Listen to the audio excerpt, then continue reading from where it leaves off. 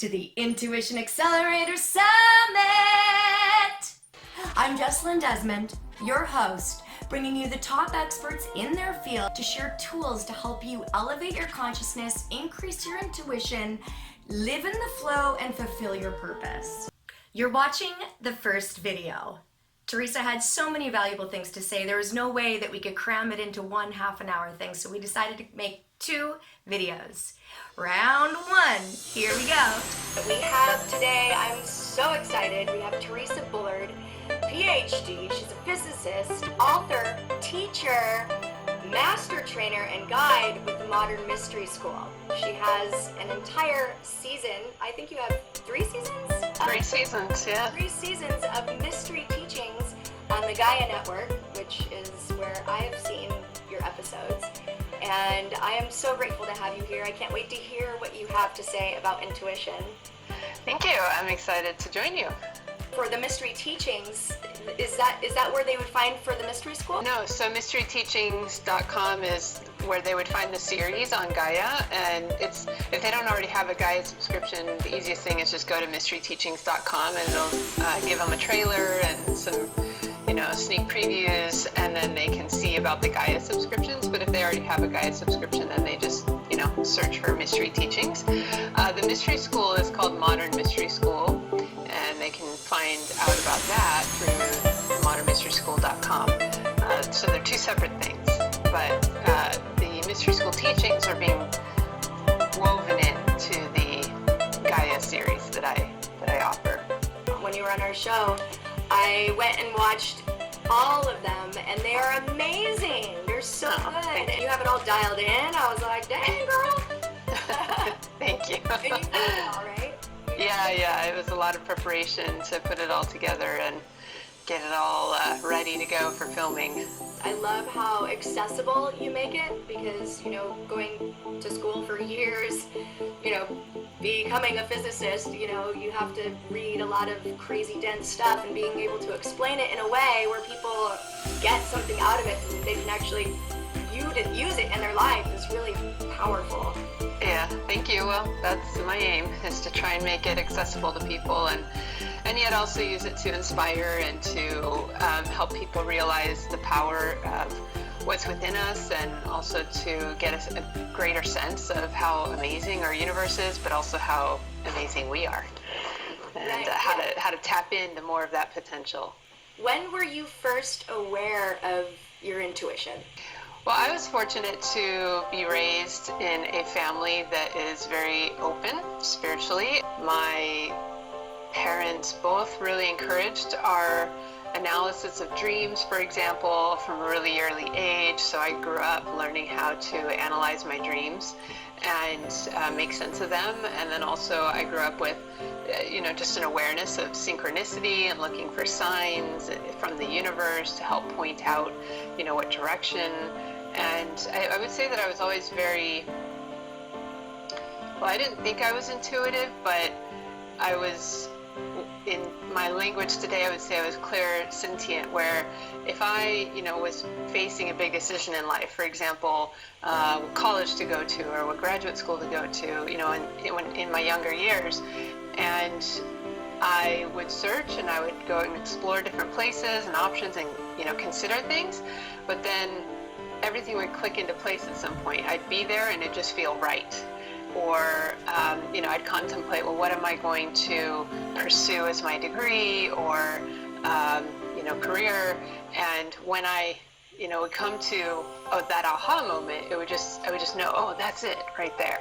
So I would say that my intuition really started to come in from a pretty early age. I know my parents always felt like I was very intuitive and self-guided, but I would say that I personally really started to key in on it probably around my late teens and into my 20s, and then onward from there. Have there been times in your life when you didn't listen to your intuition and something happened? I had a period of time when I was, I had already gotten myself into the Modern Mystery School, so I was in my mid to late 20s at this point, and there was a period of time where because through my physics education, you're not really encouraged to listen to intuition. You have to listen to reason.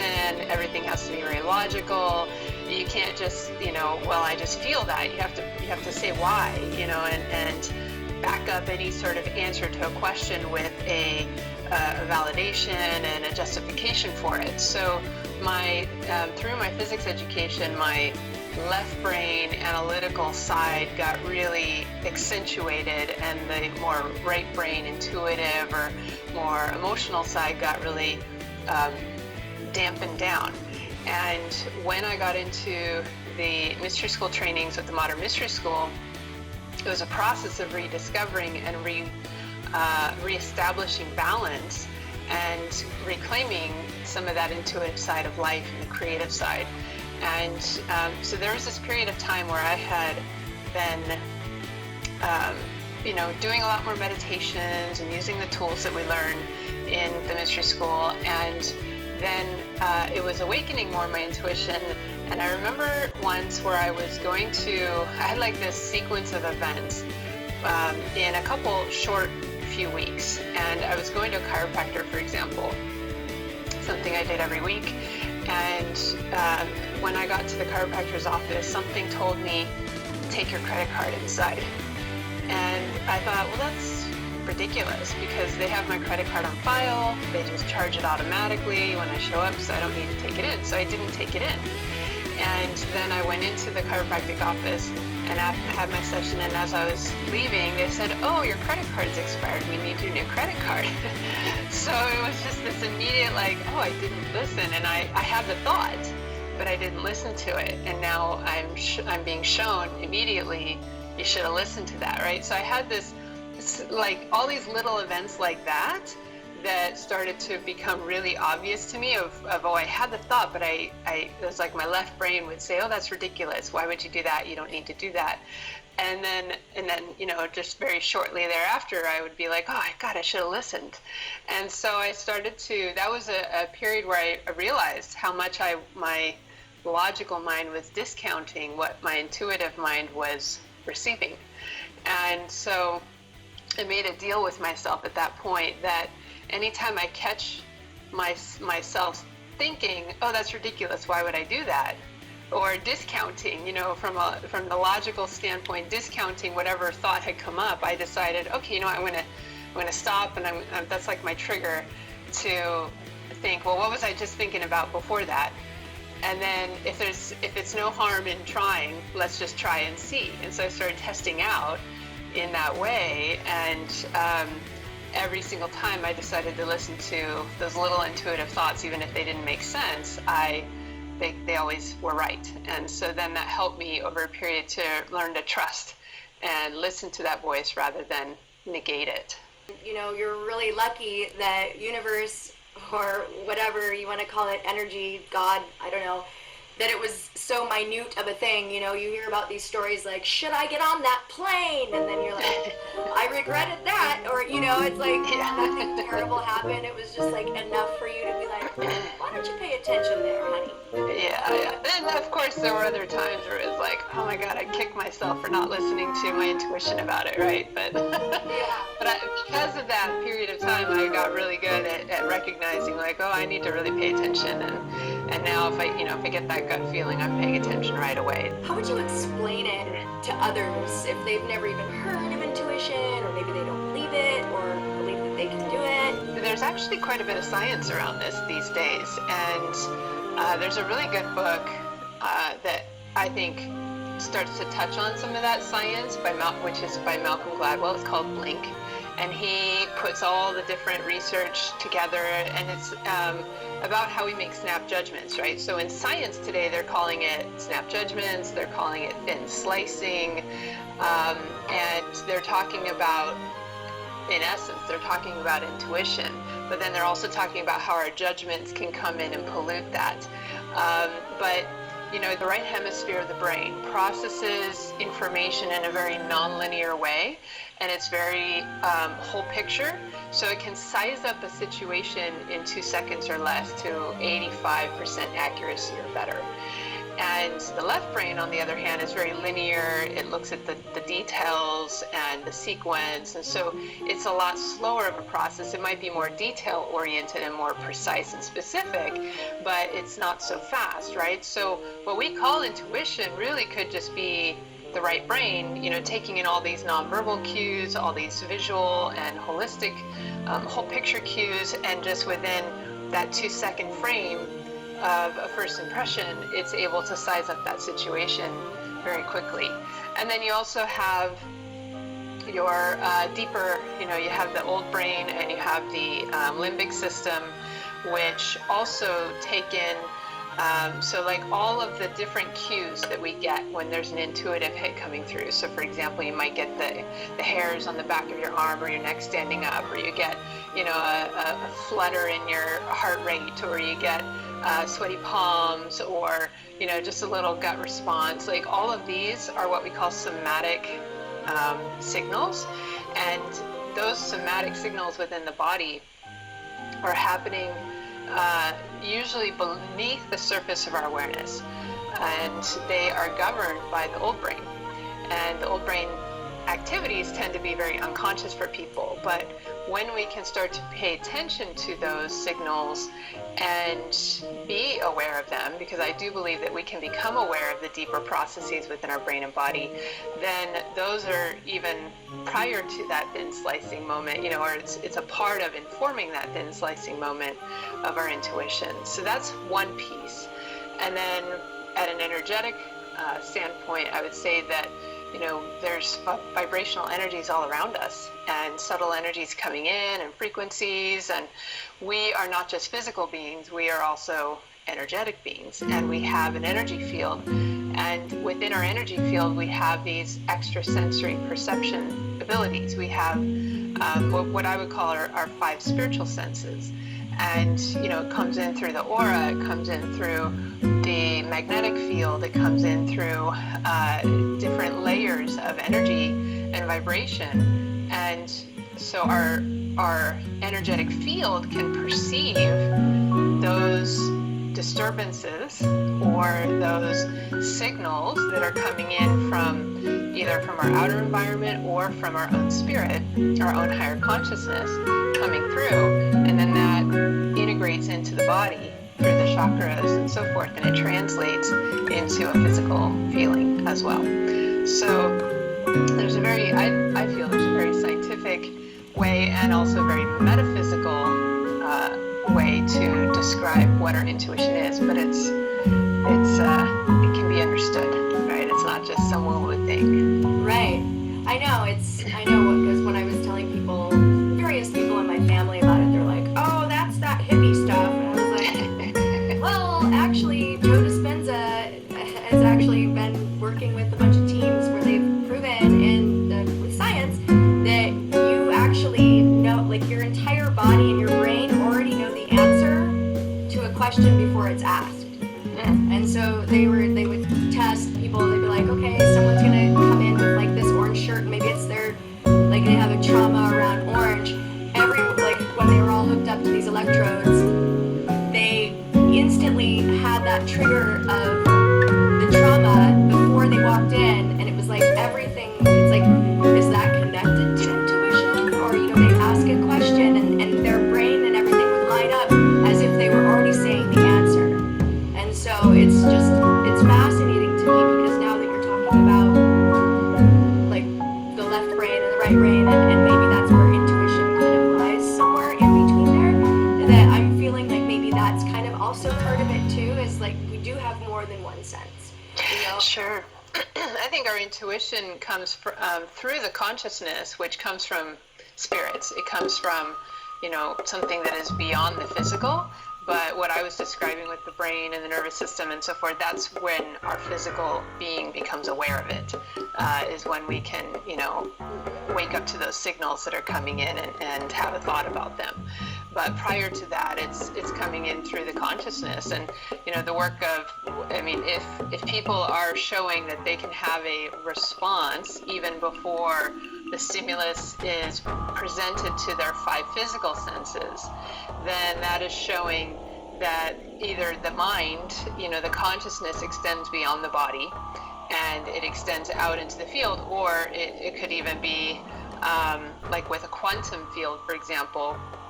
There is no time restraints, there's no distance restraints, it's non-local and non-temporal. So with a quantum field, it can be aware of things even before they happen. And then we have the ability to tune in. Yeah, there you go. There's intuition right there. Yeah. The quantum field and the spiritual, I would see a lot of intersection personally between the spiritual essence of our eternal being, our intelligence, where our intuition comes from, and the quantum field and that realm of the quantum that is beyond this 3D physicality. Mm-hmm. There is a way that it translates through, and that translation of when it comes out of the quantum field into our reality is when we observe it, when we become consciously aware of it here in our waking consciousness. I love it. How important would you say intuition is for making decisions? Well, I think that if we want to make good decisions, intuition is essential. If people are not listening to their intuition, then they are basing their decisions on what they've learned already. So maybe they're basing it on experience, but then that means that we're always going to be projecting the past onto the current situation. And that might not always be the right context for the current situation. Or they're basing their decisions based on what they think is expected of them, which means they're projecting their future fears of doing the wrong thing into the present situation, which is also going to cloud their decision. Or they're doing it based on indoctrination and, well, this is what we've always done, this is what my parents did, this is what I was taught to do, and so they're not really making a choice, they're just being driven by their indoctrination. So if we want to really be free to make choices and have those choices be really present and appropriate for the current situation, we have to be in the now. And when we're in the now, then that is where intuition is most accessible, and we can really tune in. And then the other thing is you have to know yourself to be able to really identify what is my intuition, what is my ego, right? What's coming from a higher source and is really guiding me, even if it doesn't really make sense to my logical mind, and what is just what my ego wants or how it's reacting from subconscious patterning. And so knowing ourselves is a really important piece of being able to recognize the difference, because sometimes our ego can get really tricky and it can really convince us that we're doing the right thing, but or that it's even coming from our higher guidance, because it sounds good, but it's not. What tools can someone try to start listening to their intuition? I would say one of the most important tools is meditation. So meditation is a really essential tool for quieting our mind and learning to just let go of that thought, the thinking mind, and how we get so attached to certain thoughts. And the more we can bring our mind to a quiet place and a stillness, then the more we can hear the subtle voice or the subtle intuitions coming through, and we can tune into those. I also would recommend sensory exercises. So there's different exercises you can do to expand your perception. You can expand your range of what you're picking up on with your 5 physical senses, like what you're seeing, what you're hearing, what you're smelling, what you're tasting, what you're touching. And, we have this limited range of what we really perceive. And, so for example, with the electromagnetic spectrum, there's a whole lot going on. And yet what we see through our eyes is just this, it's like 1% of the electromagnetic spectrum. It's crazy. And then of that 1% of the electromagnetic spectrum, which we call visible light, we tend to only be consciously aware of about 10% of it coming in. So now we're talking 0.1% perception through our eyes, right? And in addition to that, we make a lot of assumptions, right? So we walk into a place and we assume we know what's there. We make all these assumptions based on belief systems and, projections and so forth, and then we don't really see what's going on because of how we assume, either something can't exist because we don't believe in it, or, I just don't believe that it's there, or we think we know what's there, right? Because we think we know sometimes, and we don't know what we don't know. And so those perceptions and those belief systems and so forth further limit are what we're actually aware of. So number one, assumption is the enemy of perception. So don't make any assumptions. Actually look, really pay attention. Look at the details, really take in your environment, really scan things. Same thing with your hearing, really listen and really open up and exercise your range of hearing. There's also people who are colorblind as well. So with the vision thing, is there a specific technique? Or a lot of the people that I know that are colorblind, they actually see texture and they see subtle details of things that people who aren't colorblind might miss because they're just perceiving the world in a different way. So it's not really about color. I've seen, for example, how somebody who was colorblind, and we were in a training, and it was all about color. And they would put these, on the slideshow, they would put these really, different colors up on the slides.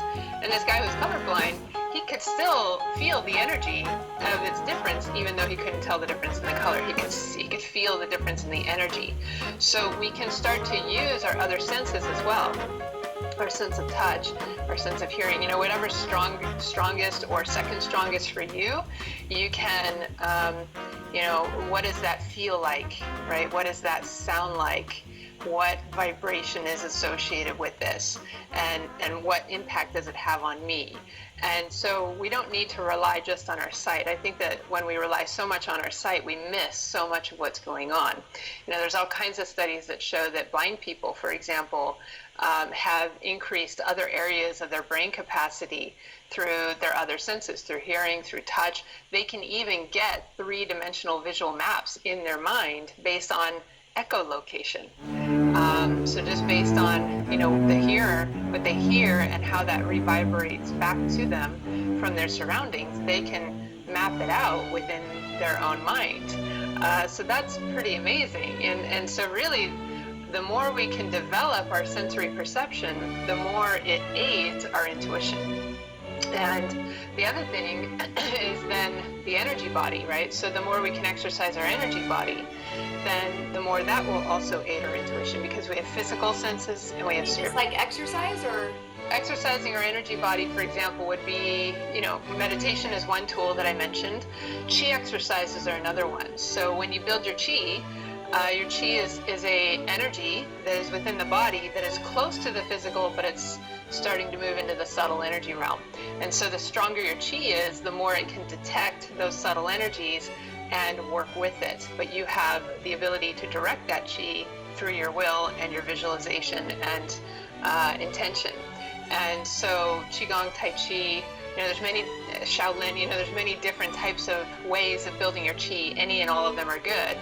But the stronger your chi is, the more you can feel subtle energy, and you'll learn how to flow with it and how to use your mind and your will and your visualization and imagination to direct that energy. I do rituals as well, like methods of directing energy through hand movements, certain words, intention, focusing the will, and sacred geometry. And as we work with those things, it's kind of like spiritual fitness. It's like exercising at the gym for your body. Well, this is like exercising for your energy field and for your soul. And the more that we work with developing these tools or these practices within our life, the more it increases our intuition.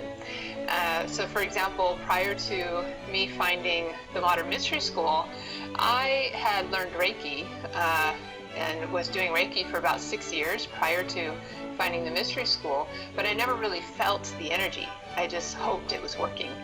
And I knew that when I received Reiki, it did work. You know, I knew the results worked, but I didn't, when it was running through my hands, I didn't really feel anything. I just hoped. That's the ego. The doubt is the ego, right?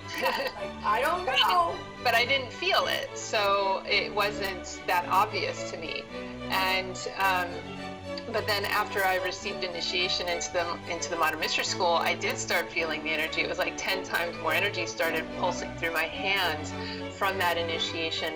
And then as I started to take more of their training, I was able to develop some of these different, what we call gifts of the spirit, you know, through different techniques that were taught through their trainings. I started to develop more and more. And then when I went to their Healers Academy, I was still not sure that I could really be a healer.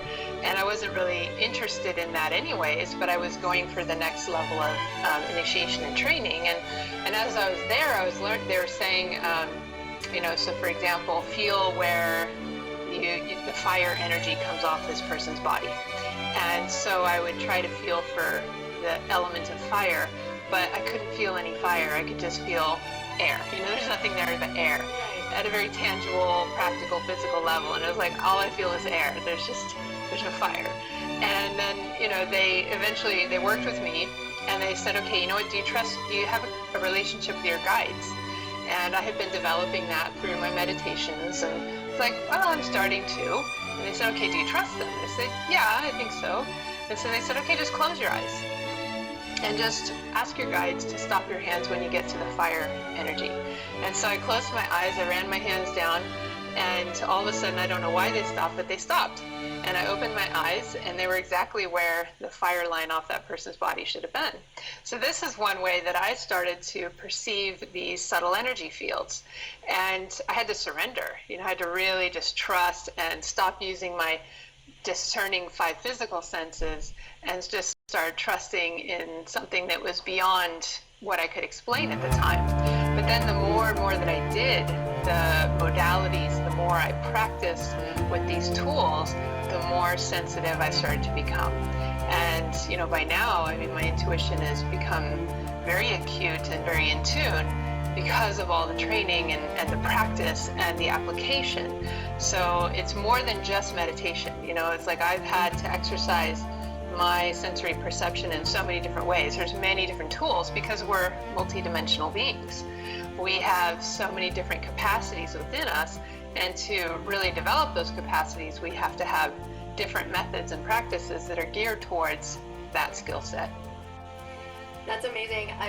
Did you ever do this thing when you were a kid where you put your hands like this and you kind of just move your hands in a circle like this? Have you done that? I've done it. I don't know if I did it as a kid, but I certainly do that. Okay, so this is how I started learning how, like, that there was even energy in magnetic fields. Just like doing this small, simple circle, and you can feel it. You can kind of pull your hands out even further. And I was watching this. Well, I also thought Reiki was a bunch of BS. And then I would get Reiki done to me, and it would work. And then I'd be like, oh, let me try this out. But then when my dog got injured, oh my goodness. I literally was like, I watched a Reiki video, and this guy's like this, goes like this to some guy's hand, and he was like, oh my gosh. And then I literally was like, I'm gonna do that, I'm gonna heal my dog, and I just go like this, and I was like, oh my god, it's working. And I healed my dog in 2 weeks. She had her toe amputated on. Oh wow. And I was like literally for hours every single day, just literally hands-on healing. And that was when I realized that happened most likely to bring out that part of me, because I don't think I would have necessarily done that to anybody. You know, I mean, maybe if I had a kid, but she's like my little fur baby. And so it's interesting. There's a need for some people, and then some people you have to seek it out. I have some deaf friends, and they're so amazing. They've taught me so many amazing things, and I went for 3 days just with earplugs in, where I just didn't hear anything, because they are all different levels of hearing, but one is like nothing. There's no hearing whatsoever.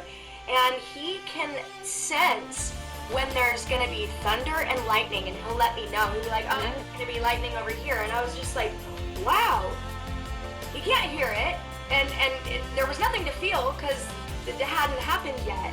And it just really dawned on me, which also, not relying on so many words, even though words are kind of like casting spells, but it's more of the energy of the word. And so for me, I don't necessarily speak fluent sign language, right? I don't sign fluently, but he taught me that you can communicate through other things besides words, and that's kind of when I started shifting my perception on our senses. And that's when I did like the earplug thing. People, like, I literally just started, your eyes open up, you can see things more, you do see more texture, because you can't hear it, so you're watching people's mouths move, and you're like, oh, cool, and then you're seeing like where they have that little curve in their lip, and oh, how they do that thing where they smile, they do this, it's like a cricket smile, but it's really cute, and like these are things you would never notice until you deprive yourself of one of those senses. There's all the nonverbal cues, and then there's also the energy that they emit that carries information with it even before the words come out. And I've had experiences where I've taught in a number of different countries, and often those countries are not English speaking as their native language, and so I'd have to have a translator, but there have been times when I'm really in the flow and in tune with the group where a person is asking a question in a language that I don't understand, and then before the translator even has a moment to translate it, I know what they're asking and I answer the question, and it was exactly right? So there's also that telepathic connection that can start to happen when you're really entrained or in sync with a person or with a group, right? So those are abilities we want to develop. Those are exactly the type of abilities that I am committed to developing even further. And is actually the reason why I'm even doing this summit, to bring all of this information so that you guys can see for yourselves. Stay tuned for round 2 of the interview with Theresa Bullard. Thank you for